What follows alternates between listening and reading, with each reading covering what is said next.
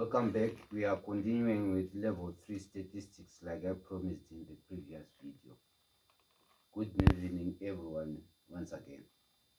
So at level 3 we are looking at, now they've done well at level 2, and actually we have actually selected the student who are capable of advancing to their diploma or any other certification.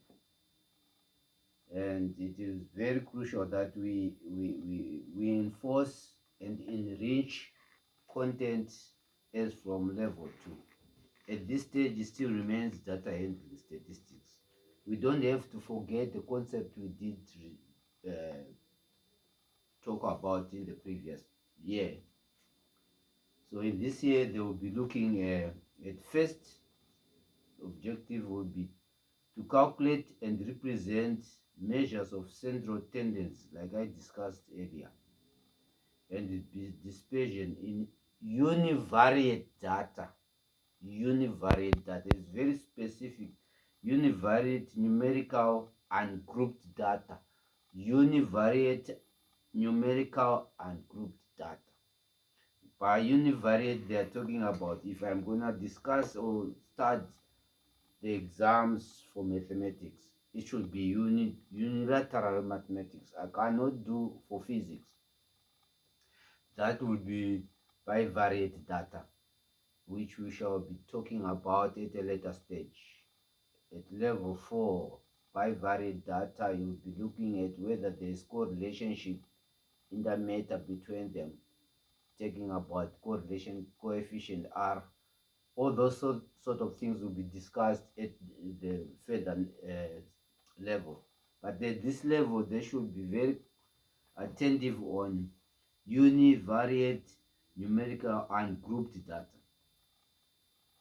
That is very essential to actually tell the student that we're dealing with such information or data.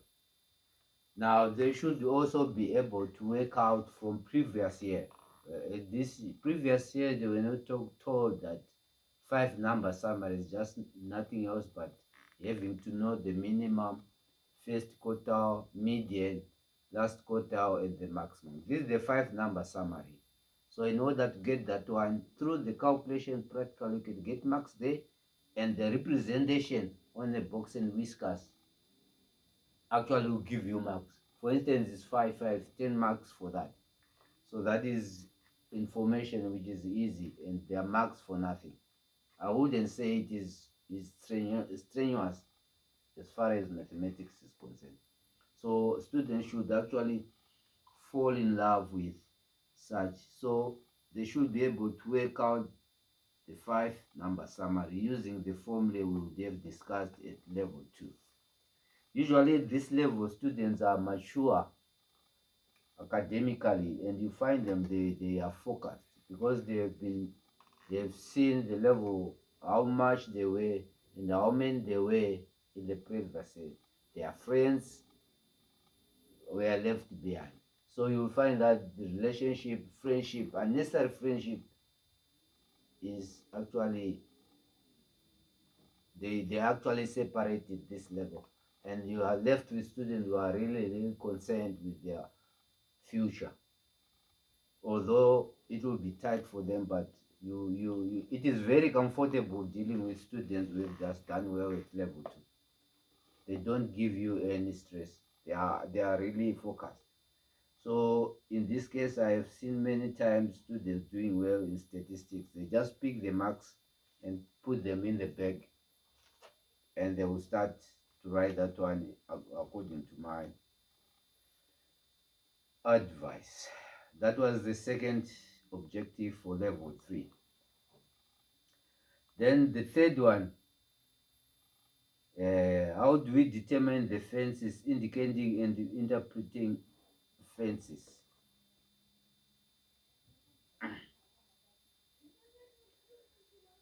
In this case, I would give them a story, an extra mathematics story. A parent, each time every parent would say, okay, my children, you can enjoy your time until 6 or 6:30 in the evening. That is fence is fencing his family. The father's responsibility. So he said by 6:30 everything should be indoors. That's sort of a fence we're talking about. So if you are given information, you tend to protect it. Because within that fencing, you find that there are outliers, obvious in the society, even in the family. There's one who is behaving badly, the worst of all the family members, who even cannot come after 6:30. He comes after 7, 7:30, 9, even if not coming at home. That's a family outlier as far as uh, social social relationships are concerned. Outliers are equally negative as they are positive. For instance, if we are talking of academics, some students are getting good marks in the middle there, but he gets the worst mark of all. That is the worst part. But the best part is maybe the maximum, the average is 60% for the class. Obviously, there's some will be 70 and somewhat. But you find this guy maybe getting 99% mathematics. That's an outlier on a positive note. So you find out that when you are doing our fencing of the graph, you will find out that there are those outliers, the positive one and the negative one. There are formula which we utilize to find the lower fence and the upper fence. You need to know the interquartile ranges and so forth, so that you'll be able to calculate that. The formula will give it as we practice and we do exercises. So that's about the fences indicating or we should indicate them on the graph. On the 5-number summary, you find that there's a minimum. Sometimes the outlier will be in the minimum, depending on the data. Actually, when doing practice, that's when you see that some of these theoretical aspects will be expressed or explained to the fullest, because you'll be putting them into practice. Since I have already said there's a relationship between those two. Okay. Now, the fourth one we're talking about would be, I've already said it before I go to this one, plotting a box and whiskers.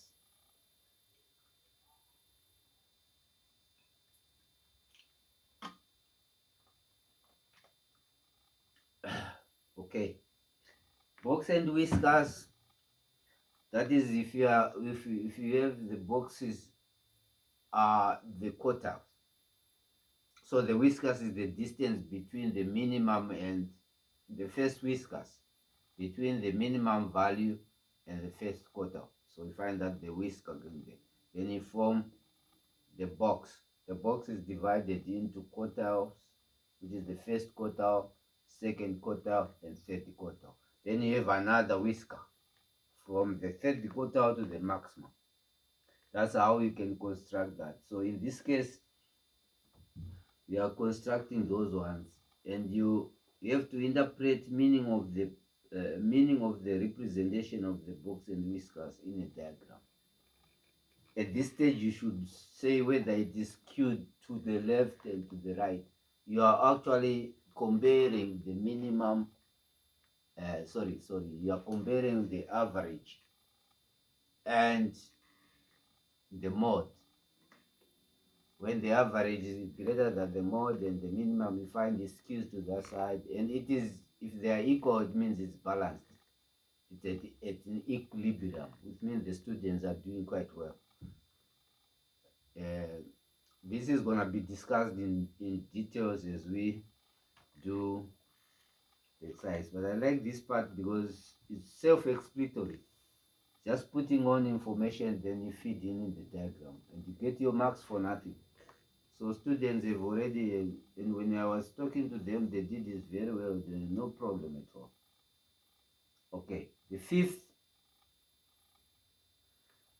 aspect in level 3, it is a little bit lengthy in this case because they are dealing with more information than in other level. The fifth one say calculate and represent measures of central tendency and dispersion in univariate numerical grouped data. Here things change.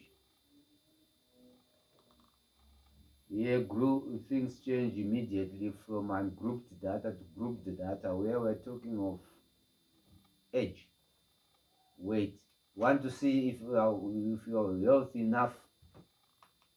In Spanish, they say, deporte es derecho del pueblo. Sports is the right of the people. So if you want to start whether our nation is healthy, you want to weigh them, all of them, find whether obesity exists in that, the way we live. So you can take weight as your case start, univariately or bivariately. At this stage, you can do it. You want to see the relationship between the weight and height. Does it mean if you eat a lot and your height is that you get obesity or that? So you have a bivariate data studying the weight and the height at the same time. So it gets more interesting at this stage because you are getting more into the practicality of statistics in real life. Because it's a tangible thing. You're going to have to discuss it at a later stage and give information to whoever needs that for future and financial implications. So in that case, it is very good, and at this stage it's very, very, very hard because according to this textbook, they say here they should be able to find the mean of a group data, which is different. I think there's a video I did discuss about how to find mean of a group data. It is already there, the video which is talking of the mean of the group data. It is the sum of Fi by Hi, where Fi is the frequency, Xi being the midpoint of the group. The midpoint now represents the group times the frequency. You add them, then you have your divided by the number of content you have there, which is any number of data, the sample size. Then you can take the mean. But it gets a little bit complicated when we are looking at the median. It's not it's now different from the symbol that Q2 is 1/2 don like that. It's quite different. In this case now, you should know the length of each class. So you find the length plus n/2 by the frequency of the length of that f plus c. All those information, students should be aware and understand what this symbol stands for. So median and mode is differently calculated when it comes to grouped data. It's quite different, totally different from ungrouped one. Ungrouped one is very simple. You look at the highest frequency is the mode. But in this case, we are just saying you find the length of that and the lot of information which is given there. And that would the thing they would like you to comprehend before you sit for an exam. So that is what to talk about as calculation and represent measures of tendency dispersion in univariate numerical grouped data.